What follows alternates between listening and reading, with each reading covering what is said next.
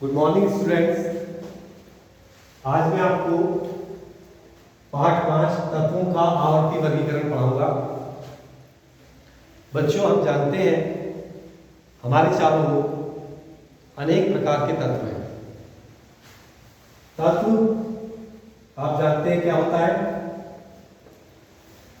तत्व वह पदार्थ है जिसे दो भिन्न भिन्न गुणों के पदार्थों में नहीं बांटा जा सकता, अर्थात तत्व एक मूल पदार्थ है जिसमें एक ही प्रकार के परमाणु उपस्थित होते हैं। एक ही प्रकार के परमाणु तत्व के जितने भी अन्य पदार्थ हैं वो सब तत्वों से ही मिलकर बने हैं। तत्वों की संख्या बहुत ज़्यादा है।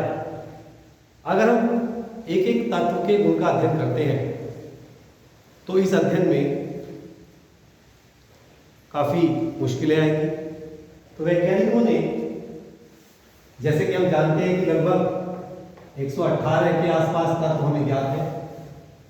जैसे आप जानते हैं हाइड्रोजन है, लिथियम है, नियॉन है, ऑक्सीजन है, फास्फोरस है, सल्फर है, ये सब तत्व हैं,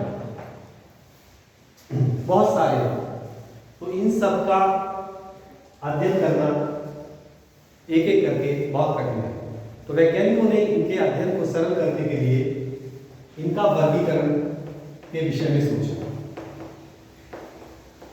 सबसे पहला जो वर्गीकरण किया गया वो वर्जीलियस ने किया और तत्वों को धातु और अधातु इनमें बांटा। आप लोगों को मैंने पाठ नंबर 3 में धातु और अधातु के बारे में बताया था। धातुओं के गुण समान होते हैं और अधातुओं के भी अपने समान गुण होते हैं। अब लेकिन इस वर्गीकरण में भी कुछ समस्याएं उत्पन्न हुई। कुछ ऐसे तत्व हमारे सामने आए जिनमें धातु और अधातु दोनों के गुण उपस्थित थे। ऐसे तत्वों को उपधातु कहा गया। उपधातुओं के नाम आपसे पूछे जा सकते हैं, इसलिए याद रखें। जैसे सिलिकॉन है, बोरोन है इत्यादि। सिलिकॉन का सिंबल ऐसा ही होता है, बोरोन का बी होता है, याद रखेंगे, पूछे जा सकते हैं एग्जाम में। तो ये वर्गीकरण छोड़ दिया गया। इसके बाद और कई वैज्ञानिक आए जिन्होंने तत्वों के वर्गीकरण का प्रयास किया। उनमें से जो प्रमुख वैज्ञानिक और उनके द्वारा दिए गए सिद्धांत हैं उनके बारे में मैं आपको बताता हूँ। सबसे पहले मैं आपको बताना चाहूँगा, एक वैज्ञानिक थे न्यूलैंड।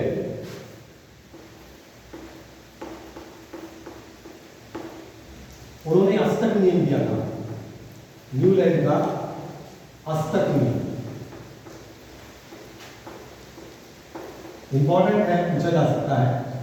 न्यूलैंड का अष्टक नियम क्या है?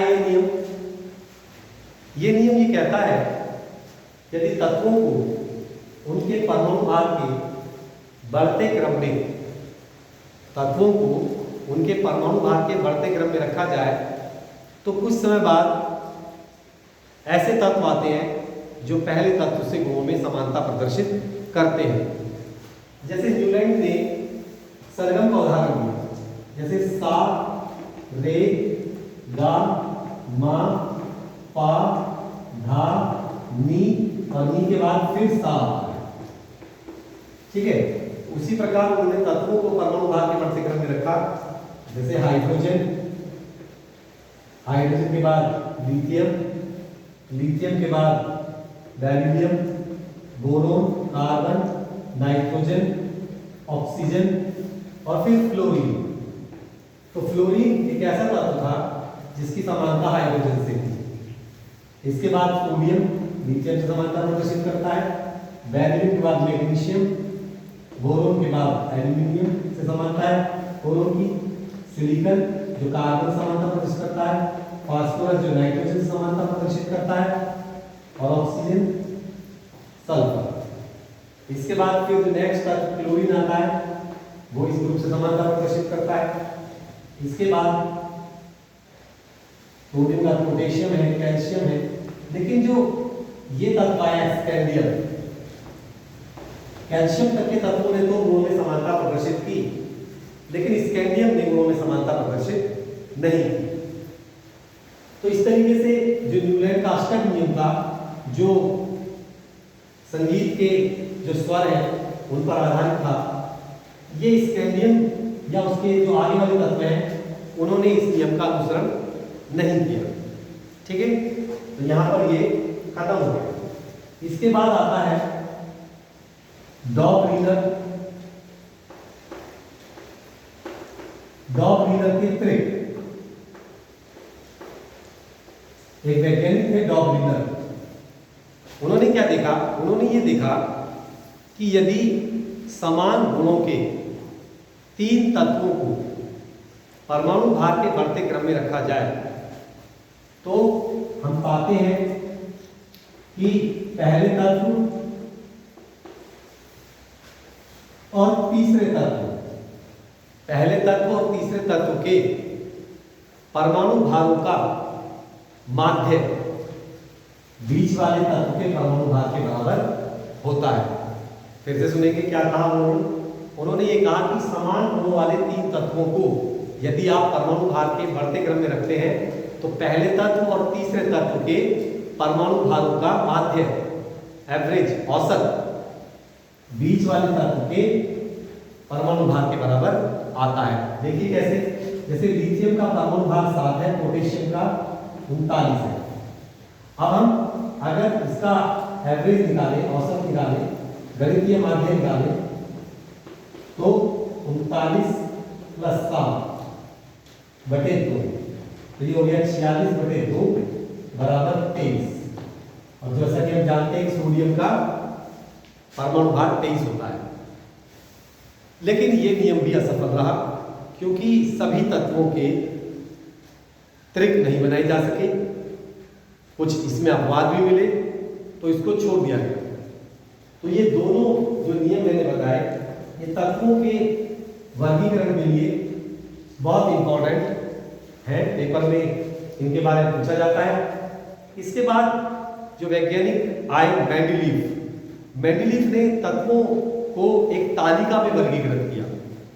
मेंडलीफ ने तत्वों को आसानी से उनके अध्ययन के लिए आवर्त सारणी बनाई, एक तालिका बनाई जिसे हम आवर्त सारणी कहते हैं। मेंडलीफ ने उस तालिका को बनाने का जो आधार बनाया वो था परमाणु भार। मेंडलीफ ने अपना एक नियम दिया जिसे कहते हैं आवर्त नियम।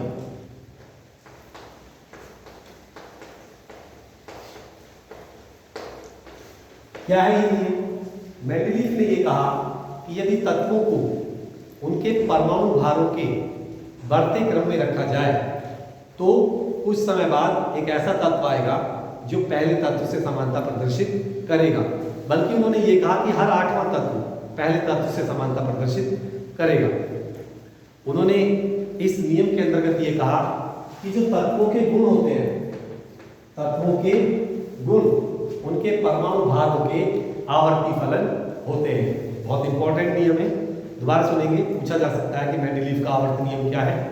तो इसमें आप बताएंगे कि तत्वों के गुण उनके परमाणु भारों के आवर्ती फलन होते हैं। अब उन्होंने तत्वों की एक तालिका बनाई। ये तालिका क्या थी, इसमें तत्वों को किस प्रकार रखा गया, ये मैं आपको अगली कक्षा में समझाऊंगा। नमस्कार, धन्यवाद।